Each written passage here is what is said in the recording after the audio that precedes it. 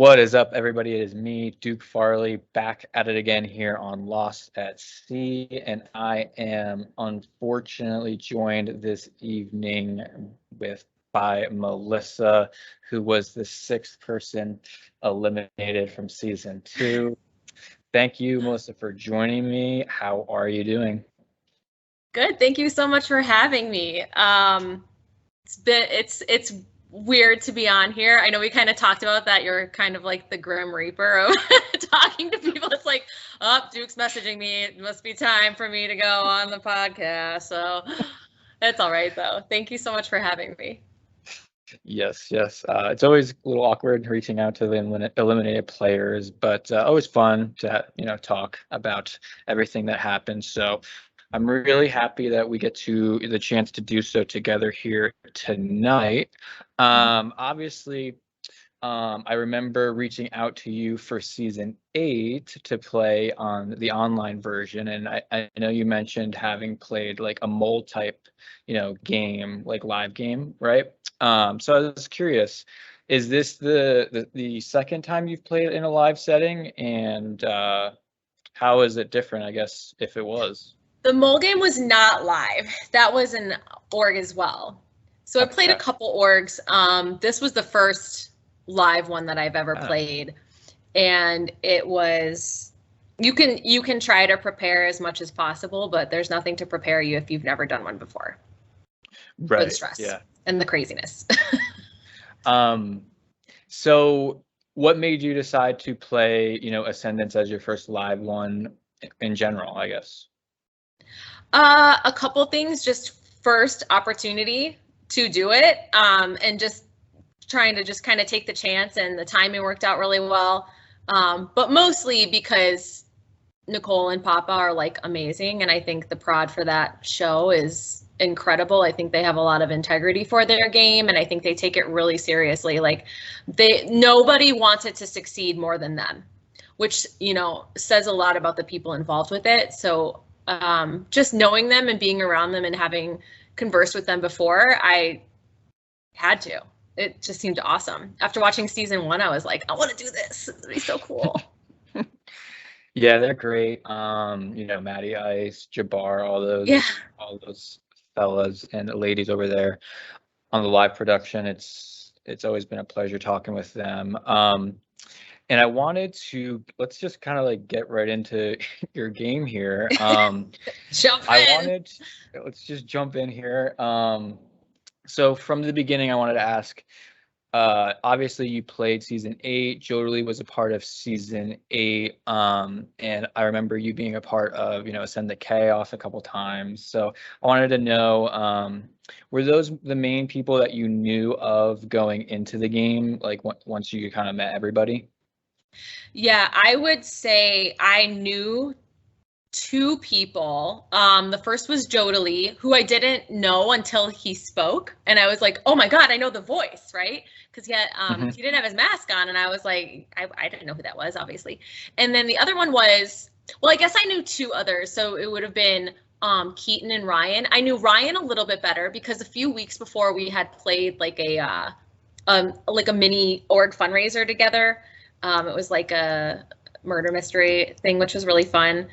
And then I had met Keaton kind of in the car ride over. They kept us really confined, but sometimes like just picking people up from the airport and everything, like you rode with a couple people. So, I kind of like met them right before, but I would not say that I knew them in any capacity. I think sharing a ride with somebody is really different than playing an entire game with them. So realistically, from that standpoint, I knew Jodie, and that was it. Is that like something that you were like that you wanted to not know anybody, or would you have preferred to have known? I walked into this game. My number one piece of strategy that I wanted to fulfill walking into this game, because I didn't know it before when I had played Ascendance, was understanding the interpersonal relationships between everybody there. And that was my number one thing that I wanted to get out. I wanted to know who knew who and who had played with who and who had burned who and everything about it. And this game moves so fast, it's impossible. It was impossible. So like, of course I wanted to know more people or understand who knew who and like who was talking to who and whatever, but There's no time. You have like 20 minutes to converse with people, and all you're doing in the 20 minutes is making sure it's not you. You know, like that was my strategy. Right. Yeah, it's definitely a sped up version of the online version, which Oh is my just crazy gosh. because the online version is hectic as well. So Yeah, yes. so let's kind of like dive into the first round. I know there's casino night. It seemed like you were hitting it off with a couple people. I thought throughout the game, like maybe your main ally was Wesley. Would that be correct? That was just like the vibe that I got. I know that you also mentioned an alliance between the girls, but yeah, just kind of talk about, your main allies, I guess. 1 second here. Things popping up on my computer. Uh-oh. Okay. Sorry about that. Okay. I would not consider Wes a main ally off that first night, like first, second, third round of the game. I didn't really know where he stood until a little bit later. I would say like right after round 3-ish was when we got a little bit closer and like understanding him, me, and Jake actually. So we'll kind of dive into that a little bit later. Yeah, Wes and I mean, I feel like I got along well with everybody. Doesn't mean you're going to like play the game with them or be in an alliance with them.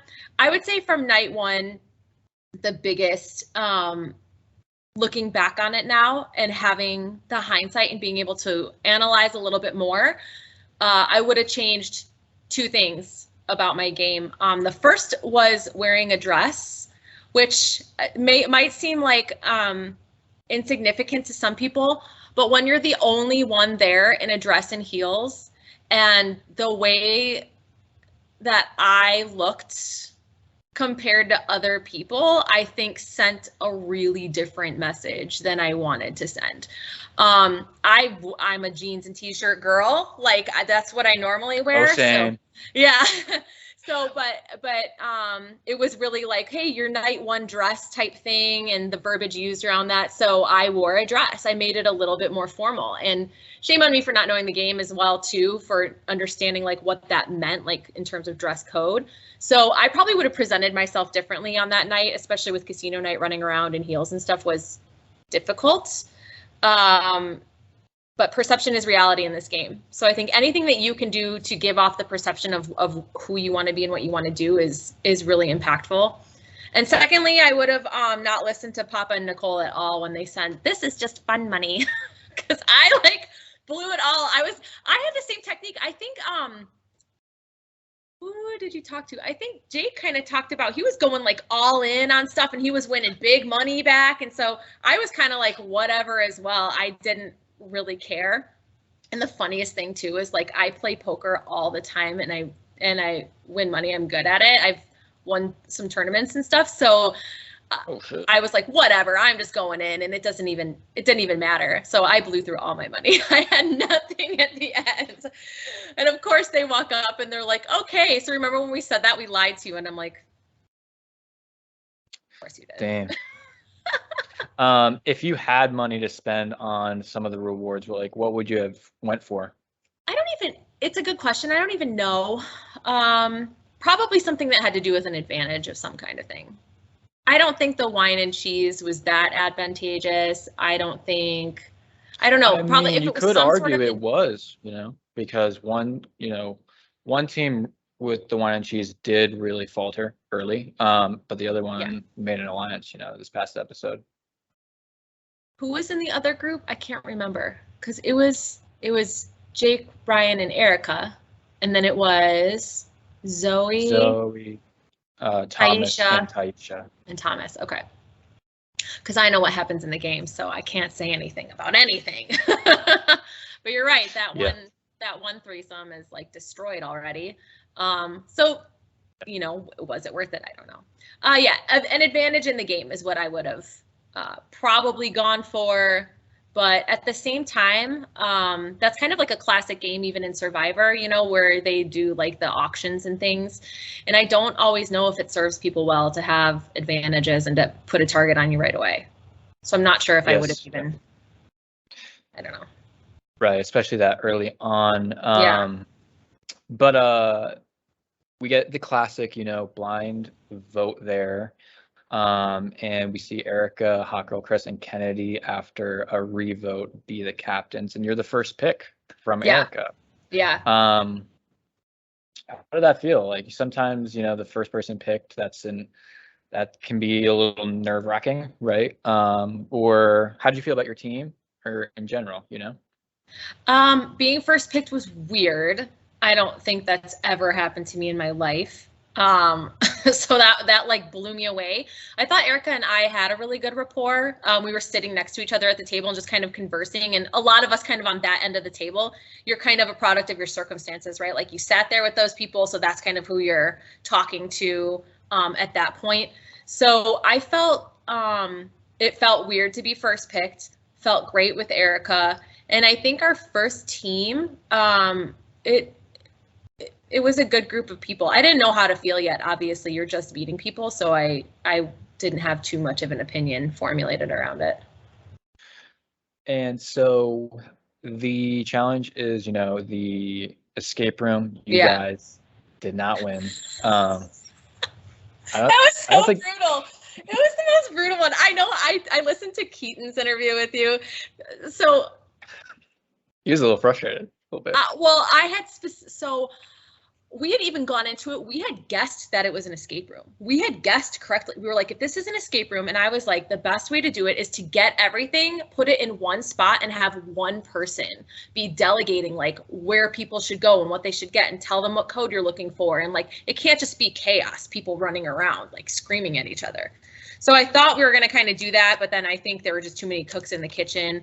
I spent an inordinate amount of time really, truly worrying about coloring in the stupid thing green. Like when you colored it over, it gives you like a secret ink reveal thing. I was like, don't color it. Like this is like the rule follower in me, like some deep-seated issues come out when you play this game. You like really look back at like how you are as a person and like how that influences your gameplay. So it's so interesting. I'm like such a rule follower, like by the book, like don't cheat, don't do this, you can't do this. So I was like, don't color that, like it's not meant to be colored. So that was really bad. And then it was meant to be colored, find right? things, and they're not finding things. They're coming back. They're like, there's nothing else. And I'm like, you looked everywhere. Like even Keaton said, he's like, I didn't even look in the basket. I'm like, ah.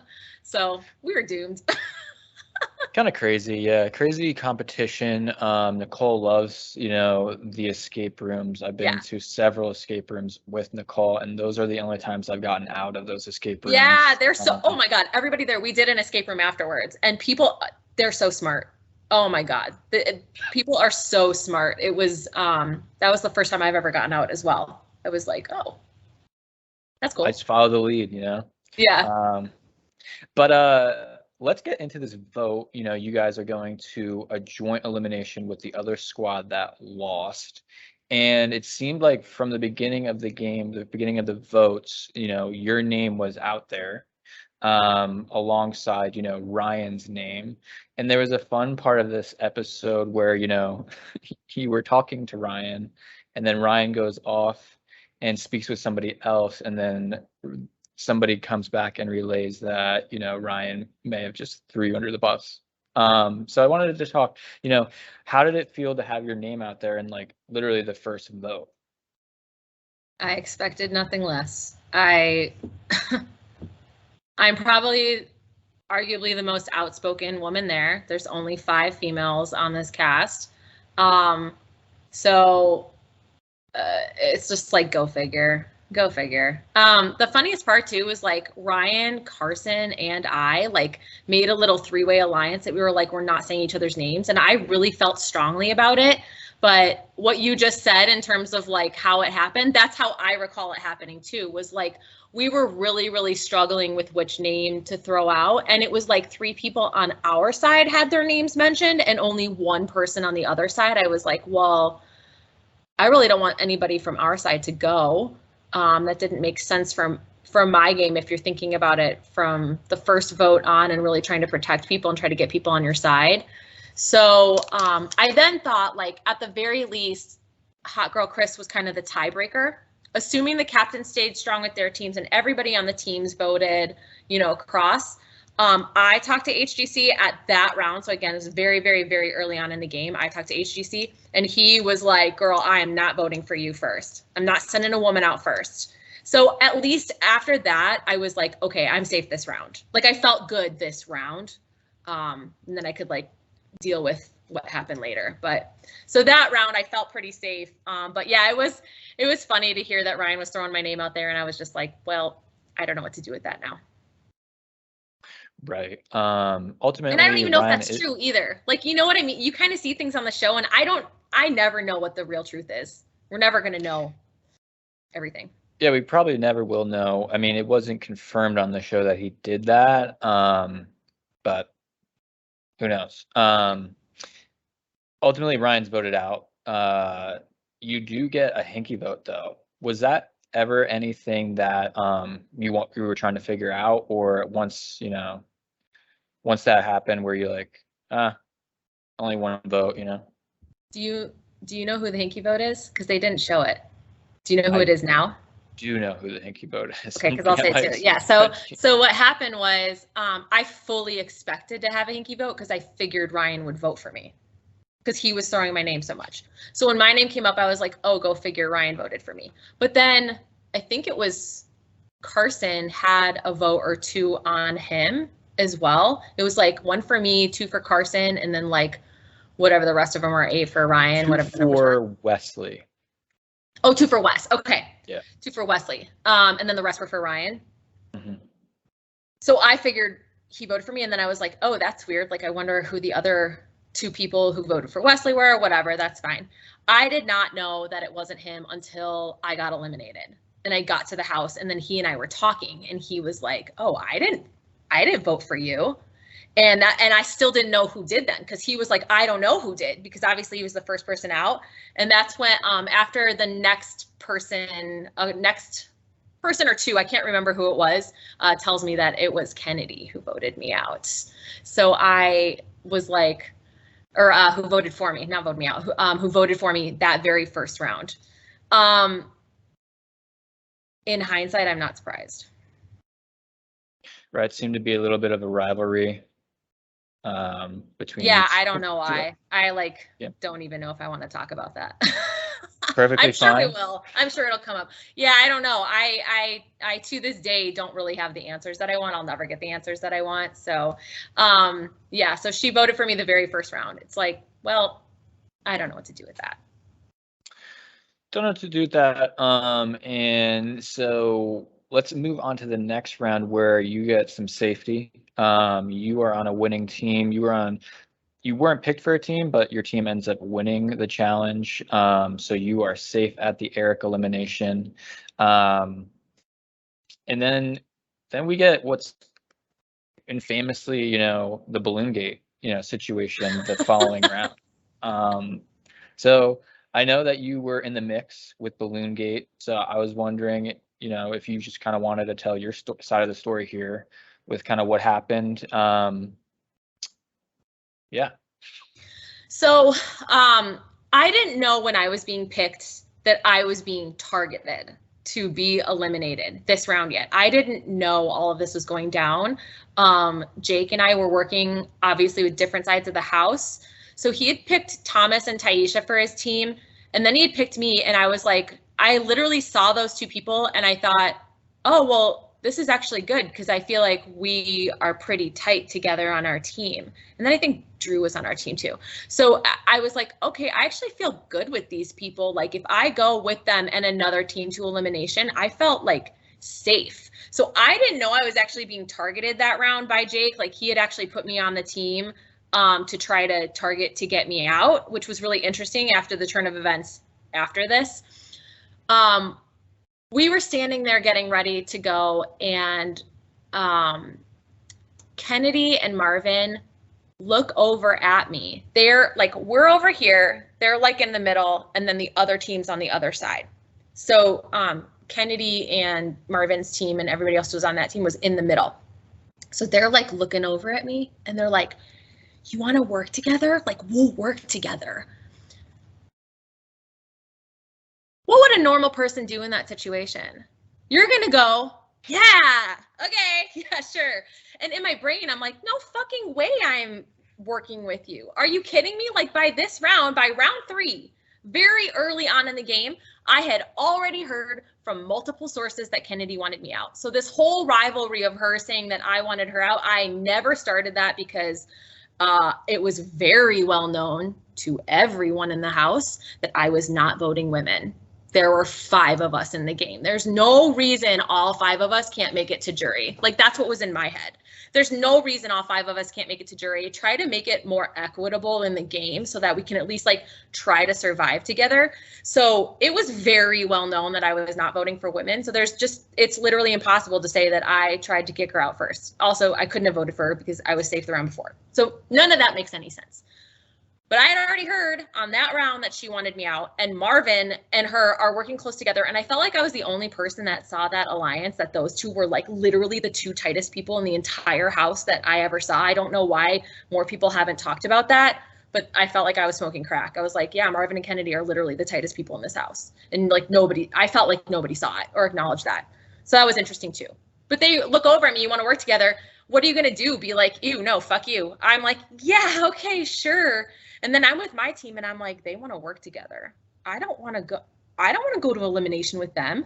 If we go to elimination, I would want to go with the other team, if anything. You know what I mean? Like, because I know Kennedy and Marvin are gunning for me. Why would I go into an elimination with 2 people who would want me out, who I already have the votes from? That makes 0 sense to me. I'm like, there's no way I'm working with them. So we go into the house and we get our like balloons and little powers that we pick. And as we're walking out the door, I said to both Marvin and Carson, I looked both of them square in the eyes and I said, you guys, like, I actually want this game to be equal. I am not going to target either of you. I will do my best to alternate between both of your teams. And that's what I told them. And then when we got into the game, there is an amount of like, there is some like, oh my God, what's the word? Just like balance. Yeah. And sometimes there's a lack of balance, right? So you want a balance between the 2, but then there's like some game theory that enters in where you go, okay, well, wait, like if this happened to this team, then maybe I should do something here to try to like tip the scales in my favor a little bit. So I really tried to make it balance back and forth. But then what they didn't show in the episode, what I didn't think I saw as much in the episode, is how many times Carson missed blowing up his balloon. It was multiple times across the thing. And so I'm kind of like, well, if you miss blowing up your balloon, then I'm going to take advantage of it. You know what I'm saying? So like there were times for sure that Marvin and I ganged up on them because they missed a balloon. But like that's the name of this game. There is a lot of that kind of strategy involved. But then there were other times where Carson and I would team up against one of Marvin's players. And I'm sure there were times where they did it with one of mine. Like I don't have all of the footage to everything. So, but in my mind, there is no balloon gate because I really felt like I was very equally distributing unless a moment of like opportunity came up where I could go, oh, Carson missed a balloon again. Guess who's getting another one? Because that's just how you're going to win the game. Like it's never going to be 100% even. And it doesn't make sense to be that way. So I definitely don't feel like I was targeting Carson's team at all. And like I said, I actually wouldn't have wanted them. I would have wanted to go to vote with them. You know what I'm saying? Like I would have wanted to go with them rather than the team that Marvin was on because of how those votes would have fallen. Okay. Does that make sense? Yeah. I was going to ask, wouldn't you have rather than target it? Wouldn't that mean that you would rather target? I guess Carson's so. team? Now that I'm saying it now, I guess so. I was just thinking of that. Yeah. Now too. You know what it would have meant? It would have meant like, yeah, I guess so. See, I'm not even like a great strategy player. Like you're absolutely right. I should have made Carson's team go and then we should have automatically lost to go with them. But like, that's just literally not in my vocabulary to lose. It's not in my vocabulary. It's not in my being. I'm going to go to win. I'm going to go fight for it every single time. So, yeah, it was, that's kind of funny actually. See, no balloon gate. Like it doesn't exist. It's so funny. I was talking to Chris during his exit interview, and he actually was a part of CoinGate, which is basically the same exact competition that happened in season 9 of the online, season. And there was a whole bunch of drama on the way that they like distributed the coins to the There people. always And will be. Yeah, people are going I to think, tell their own story. They're going to narrate their own story. They're going to have their own ideas of what happened, and so nothing I can do about that. It is what it is. They could believe it if they wanted to. And people tried to make it a thing, and I was really trying to put the kibosh on it. I'm like, I'm not going to fight with you guys on this. There's nothing happened like that. I did not target one team over the other. I didn't intentionally target one team over the other. yeah. Yeah. And I think this probably will be a competition that is a staple here in Ascendance because of all the drama it always brings. But you guys end up winning, I guess, right? You guys won that challenge. So again, Yeah. safety. And then, you kind of the episode once Christopher's eliminated, partially, I think they mentioned, people perceived Christopher to be close with you in the game, and that was a reason to go after him. Did you catch wind of that? Was that something that you were made aware of, or was that something that was just kind of a scapegoat to get rid of Christopher, do you think? I think a little bit of both. I was not made aware in that moment that that's what they were doing, or if they used that as the excuse. I wasn't made aware of in that moment. And again, like I don't know how much I perceived Christopher and I to be that close in the game. Again, perception is reality for a lot of people who are playing this game and who you're perceived to talk to more and hang out with. Like I love Chris. He's awesome. He's an amazing person. I don't know if we were actually I feel like we weren't playing the game as like our number, like he wasn't my number one. For sure. I feel we were nice to each other and we were kind to each other in the game, and I wouldn't have wanted to see him go. And I think the same could be said for him, but it doesn't mean we're like in an alliance together, like a final two or anything like that. So, I think that definitely could have just been an excuse, but I didn't hear about the plan of taking out my allies until like right after that. So that was really interesting. It was literally right after that because that's when Wes,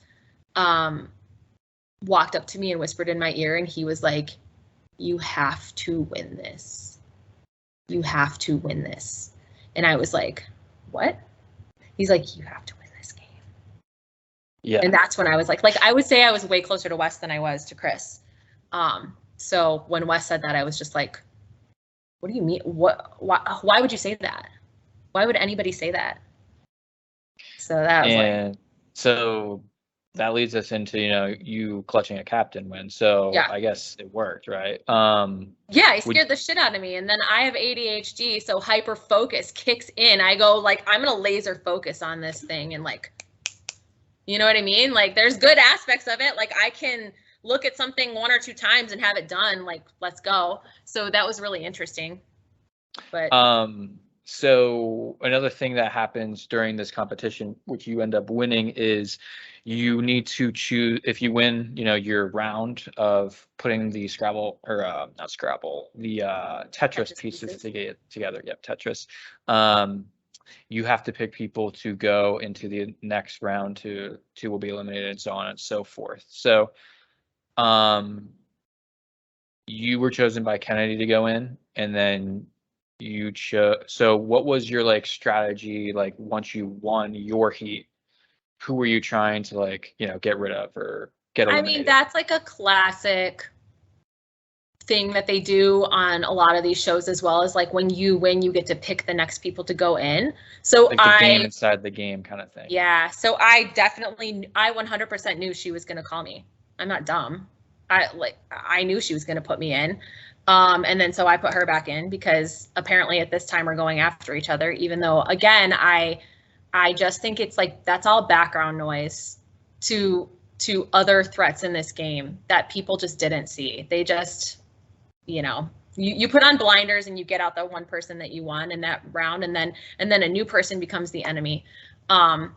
So it was just interesting. I tried to do people who I perceived as on the other side of the house, you know, to put them in, because that's what would make the most sense. You wouldn't want to send in your allies to be eliminated. You would ideally you would have 3 allies in the final round so that whoever wins, like you could, you know, they could help you in terms of like picking teams. But so that's where that's how I did that.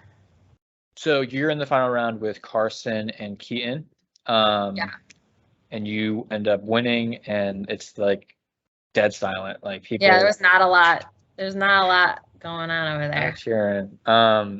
I think it's the equivalent of like a basketball game, like at the end of the game, and like the opposing team hits. You're the like, opposing the team and you win, and the stands are like in their stadium. It's like, but that's got to be a great feeling though. Well, I mean, I don't know if in this setting if it's a great feeling, but were you like pumped like after you won that shit? I didn't know how to feel after I won that.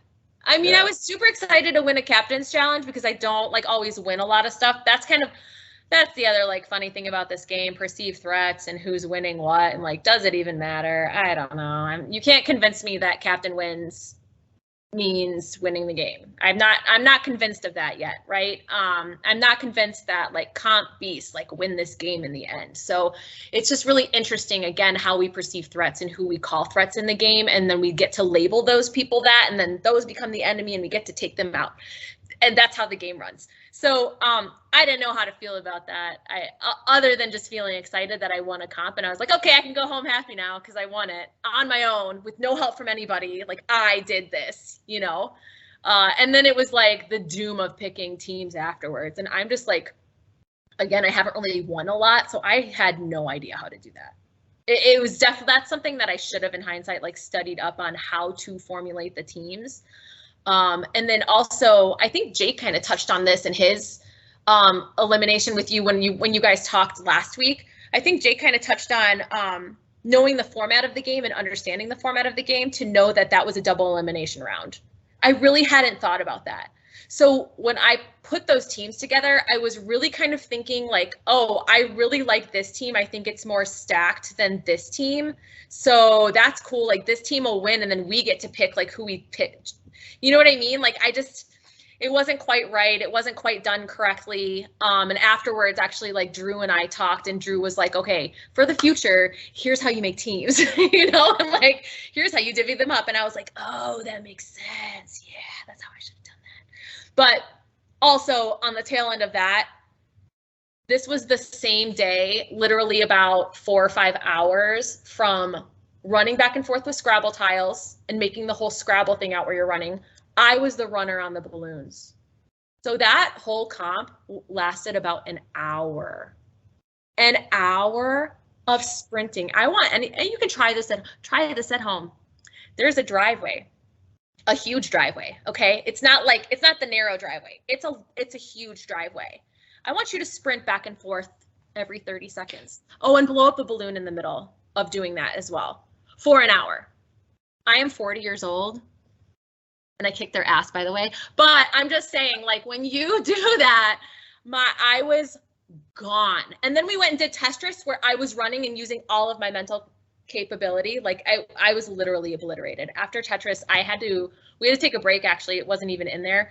We had to take a break because I had to sit down and drink water for like a solid 10 minutes. Because I was like, I couldn't function. I couldn't do anything. My brain wasn't working. My body was shot. I was like, I've literally been sprinting for over an hour now. I need to like take a break.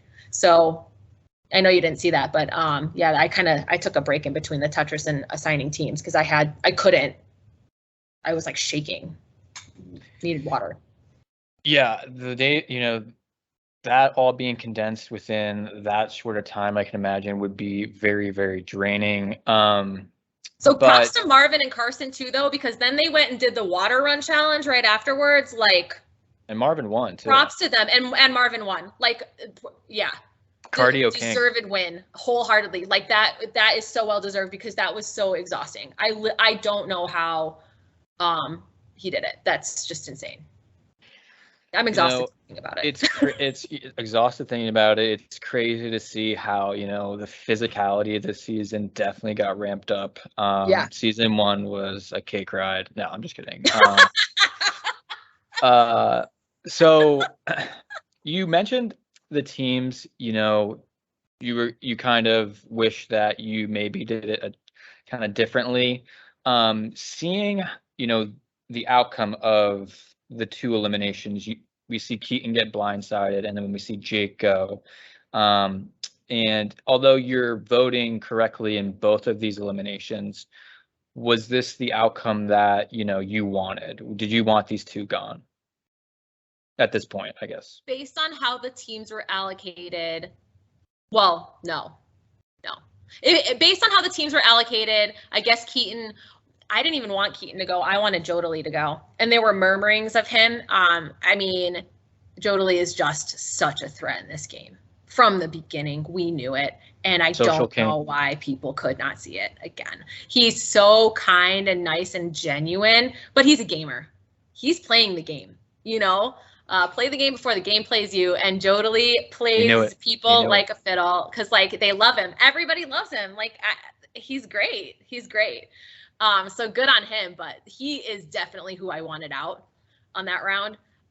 Keaton was the next option. So something you didn't see was Keaton actually pulled me into the pantry and told me before then that he had put my name into other people's mouths as like a distraction for something. And he had this whole story about why he said my name to people and stuff. And I'm like, Keaton, you're not helping yourself. Like, I'm happy to let you go. If you're going to put my name out there, like, what are you doing? It was so endearing because he was trying to come to me to be like, hey, I'm so sorry type thing. But at the same time in the game like this, I was kind of like, why would you even tell me this? Don't tell me you said my name to somebody. That's not good.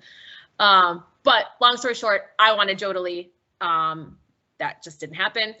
Jake, so the funniest thing about Jake going was he was targeting me the round before. So at the balloon round, he was like, oh, Melissa's got to go. She's got to go. And then when we won, him and Wes actually pulled me into the laundry room and we talked for quite a while where Jake literally said, I fucked up.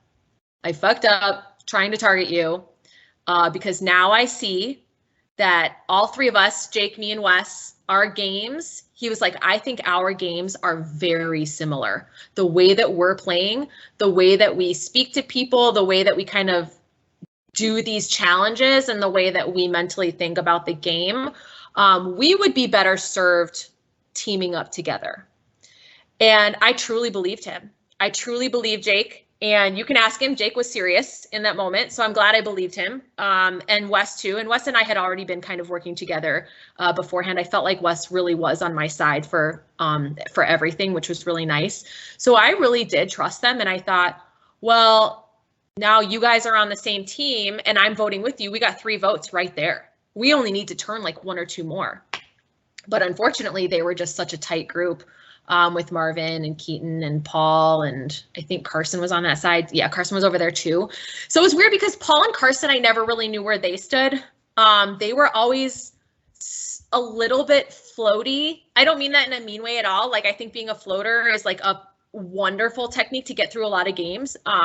So that's not an insult to them at all. I just never really knew where their alliances lied. So it was difficult. I thought maybe Jake and Wes could have like persuaded them somehow. So we really only needed like 1 more vote to get somebody else out. And then it just didn't happen that way. So I would have liked to see Jake go had we not had that conversation, just because I thought he was targeting me. But after that conversation and his realization of like, ooh, we shouldn't have done that, then it was like a different story, but it's kind of too late at that point. Yeah, hindsight, 2020. Yeah. And it would have been interesting to see you 3 kind of get on the same page. I would have loved it. Yeah, now I drafted all of you guys. Oh my God, yes, totally. I think that would have been fun to watch.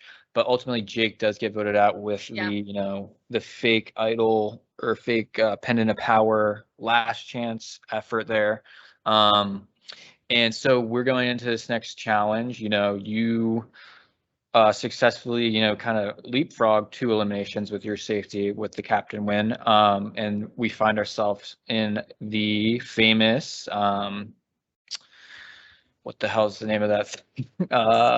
Predator, prey, food chain. Yeah, food chain. There it is. There it is.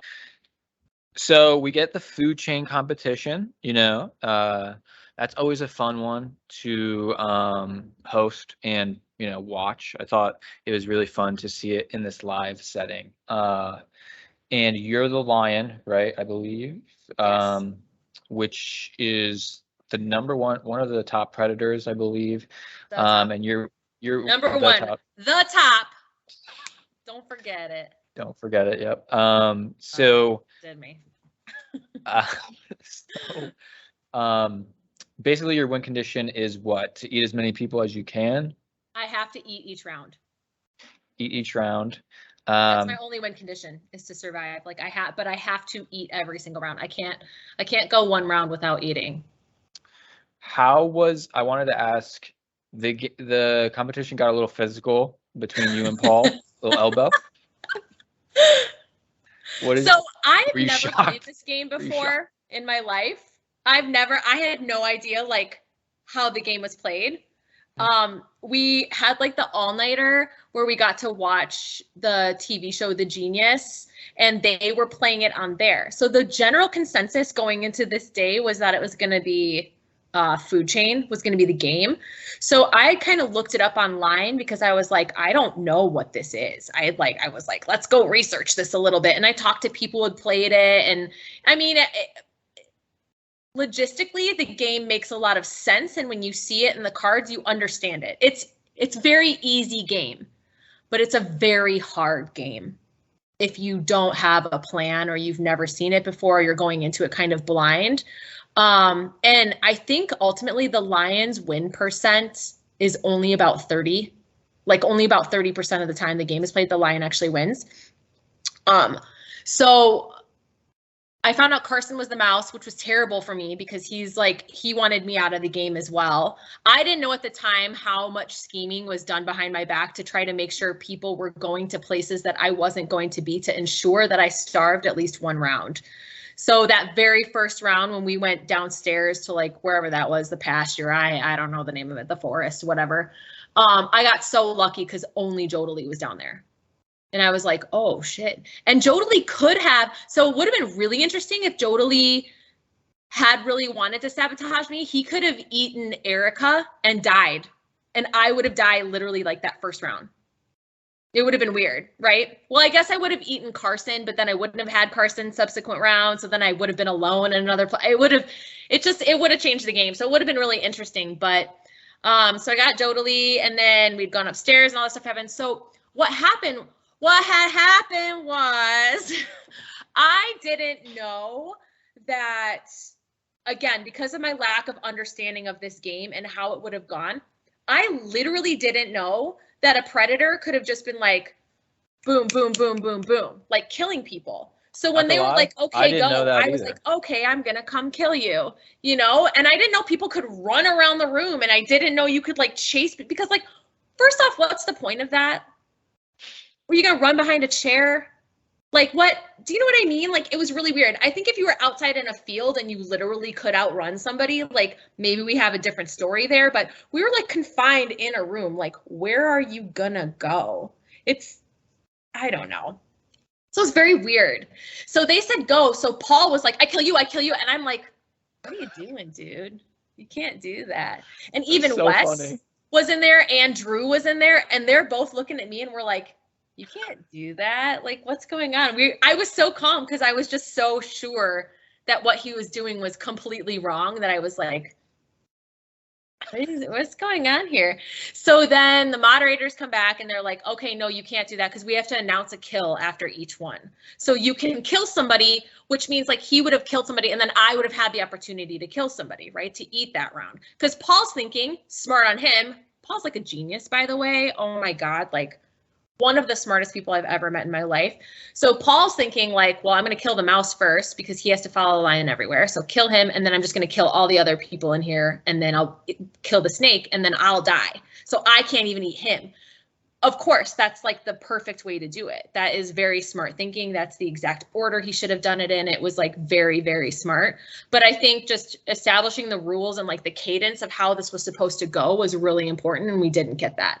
So then when they restarted the game and they were like, you know, I'm like, well, I'm going to go eat Paul then, because I can't have him eating all my people. So I'm chasing him. And again, like, why are we running around a room? It's like so weird. Why are we running around a room? I don't want to run. I spent all day yesterday running. Like, I don't want to run more. But so he runs over to the sofa. So of course I'm like chasing him, and he just moves and just like beans me in the head. I feel like you could hear it on camera. I was like, oh, and I felt so bad for him too, because it was a pure accident, you know? And then like, it didn't even hurt that bad. But you know how like when you get injured and you're also so stunned and surprised that I got like emotional. I was like, oh my God, I'm fine. And then I'm like crying, and thank you to the crew for not filming that, because it could have been like, it was so dramatic. It was so dramatic. But I was like just startled for getting like hit in the head, like, you know what I mean? And I was like, oh my God, like freaking out a little bit. And it just took some time to calm down, and then they were like, okay, Paul, you're dead. I was like, can we just be done with this round? You guys can just go to the next thing. I don't know what to do.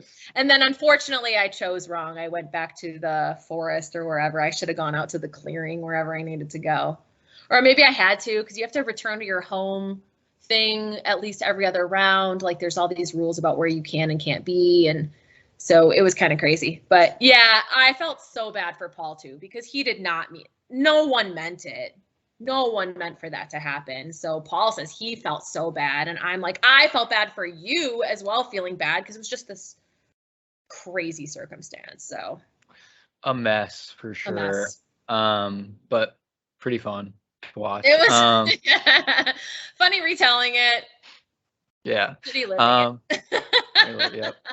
So I wanted to ask you, in the middle, like throughout the actual game of this competition, did you feel like people were trying to set you up to lose? No. Okay. No, I didn't know that it was like that deep. I didn't know it was like that, like really, really, really on people's minds. Right. Yeah. And so it turns out there were 6, I think, contestants that didn't meet their win conditions. Yeah. And you were one of them.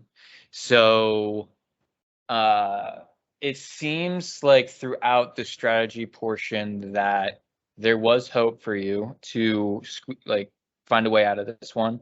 It seems like there was that alliance from the 4 people alliance, and you know, Jodely maybe, and yourself could go after maybe somebody like Marvin or Carson.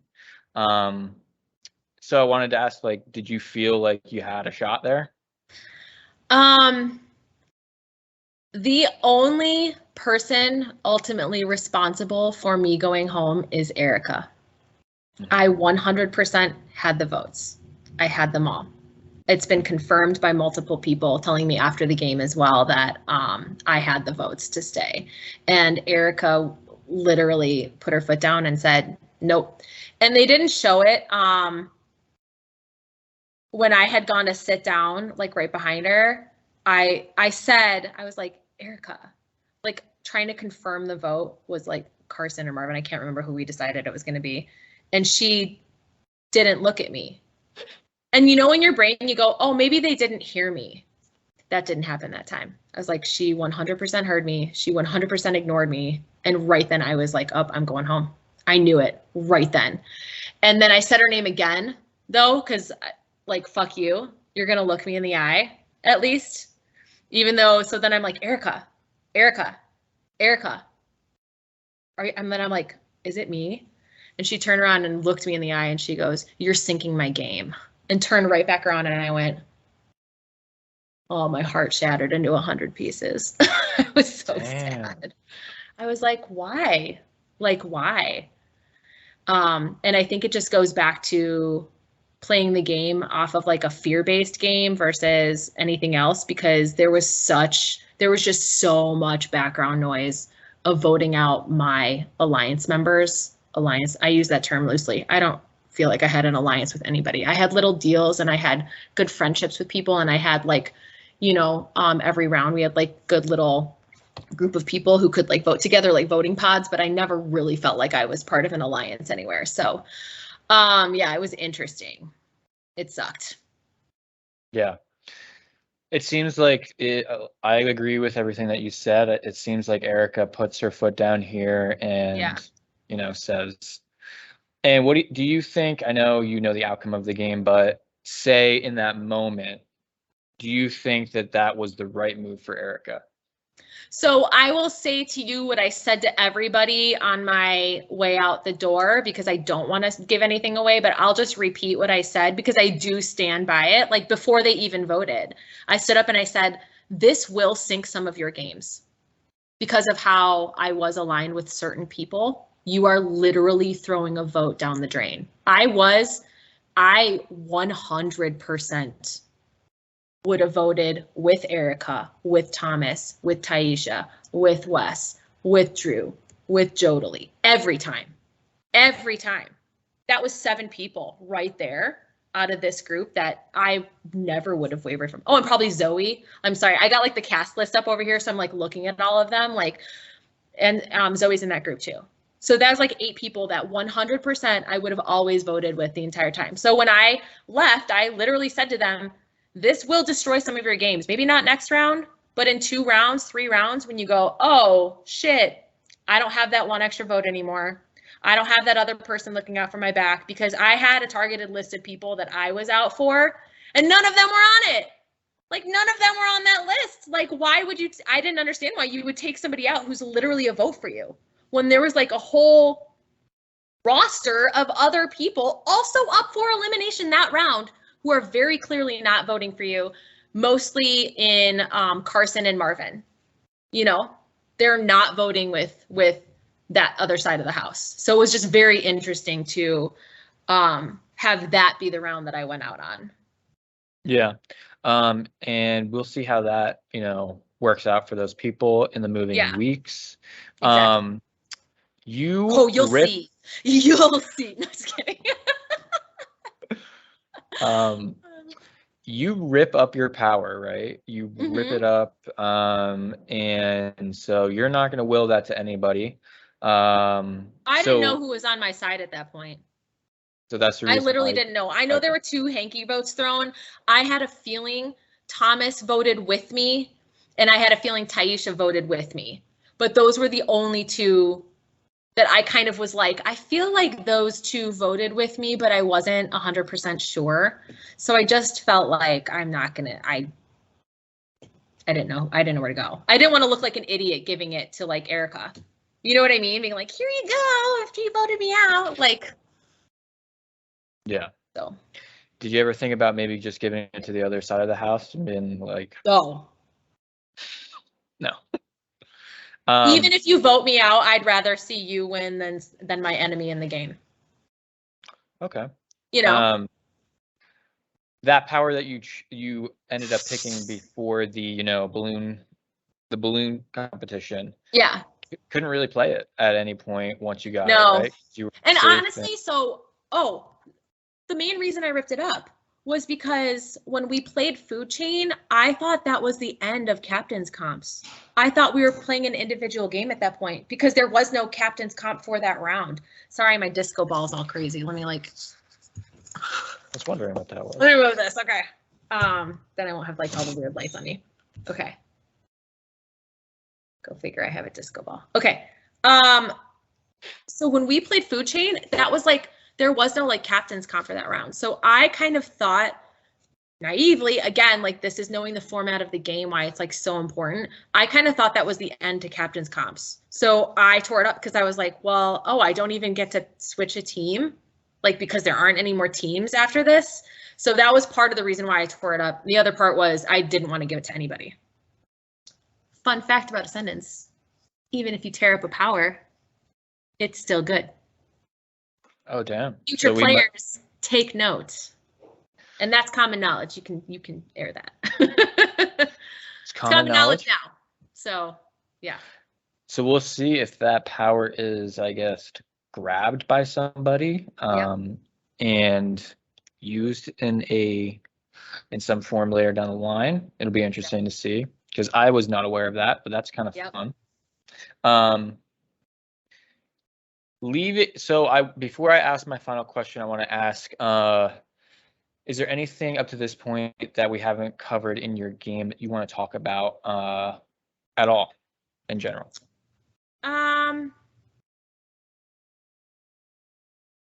Not really much else in my game. I think just one thing I want to say that I think is really important is that the game isn't going to feel equal until we have equitable stake in it. So what I mean is we need more women players. It's really, really difficult to play a game as a type A, in-your-face personality. I don't really shy away from a lot of people, and that rubs people the wrong way sometimes, and there's just nothing I can do about that. That's life. That's okay. Not everyone's gonna like you. I've learned that very, very early on, so that's okay. But it would be nice if we had more of an even playing field, just because I feel like a lot of the women come in with a disadvantage already. And like, I know Taisha kind of touched on it sometimes too, but also being a woman of color is probably even more difficult. We don't have a lot of players of color in this game, and we don't have a lot of women in this game. So, you know, she's at that intersectionality of both those things. So it was interesting playing the game from that perspective. And something that I talked to Hot Girl Chris about after the game as well, just because, you know, he apologized to me for some things that he said about me. And I do want to say that, like, I feel like I have a really good standing with everybody in the game, pretty much. So that's nice, to feel like I'm friendly with almost everybody. But Hot Girl Chris, something he and I talked about was just, he felt like his and my personalities we both feel like our personalities are kind of similar. We're kind of loud, kind of like in your face, kind of over the top. And it's just interesting that for a woman, that's aggressive behavior, but for him, it's kind of like, oh, he's just an eccentric guy, you know, he's fun, and he kind of gets away with it a little bit more. So it was interesting to get feedback from people, face some truths about myself that are difficult, and I really wanted to have some open eyes when I came out of the game. And I definitely learned some more things about myself, and was told things as well that I'm working on, and so that's been interesting as well. But I will also say the overwhelming support has been amazing. I've had so many messages from people, and that's felt so nice. That has felt like really, really good to just have people reaching out and just being sad that I was eliminated. I was like, oh, that's nice, because I don't know, you don't know if people are. I feel like you were, these last couple episodes, you were like the number one. People were rooting for you, kind of like an underdog arc, really? You know? Oh. Like, we want to see her like fuck some shit up, you know? I don't feel that way, obviously. Like, I didn't feel that way, but maybe that's just because I felt a little alone in the game after after Balloon Gate. It was like, oh, so yeah, that's nice to hear. That's really nice. Thank you. Thank you for anybody who said that's very kind. Yes, there were many Melissa stans these past few weeks for sure. What was your favorite part of the entire experience?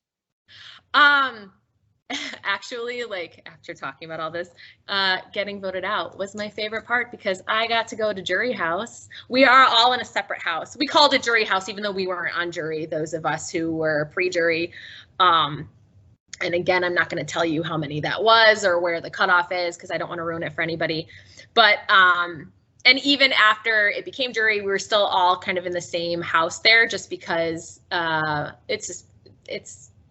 it's hard to separate people and things like that. But the jury house was like the best, because you got to know people outside of the game. And there are a couple people who I was definitely on opposite sides of the house from within the game that afterwards, I'm just like, I was blown away by them, how they are, their personality, who they are as people. We had some really deep, very meaningful conversations, and I walked away with a very different perspective, which is so nice. It was like wonderful. And also we played Family Feud, and somebody hosts the Family Feud games, and they are amazing. They know who they are. Again, I won't ruin anything by saying who anybody is, but they know who they are, and they're absolutely incredible. And it was just so much fun to play real just board games with them after the game was over. All the people in Jury House were just so much fun. So if you want to play the game and you get eliminated, don't worry. You have lots of fun. You have days of just hanging out with people and being able to interact and talk and have a great time anyways. So highly, highly recommend this experience. Awesome. Well, thank you so much, Melissa, for joining me this evening on Lost at Sea. It was great to, kind of talk about your game and everything that happened. Sad to see you go so early, but me I'm too. glad One of these days I'll make jury. one of these days for sure. And and yeah. I don't know. But yeah. Apparently I'm not very good at these games, but I have fun. Hey, and that's what you it's tried. all about. It's all about having fun. And this, if you're still listening to this at this point, definitely go ahead and tune into Ascendance Live episode 8, I believe, which will be Thursday at the new time change. So yeah. With that being said, I'm going to close this out. I'm going to stop this recording.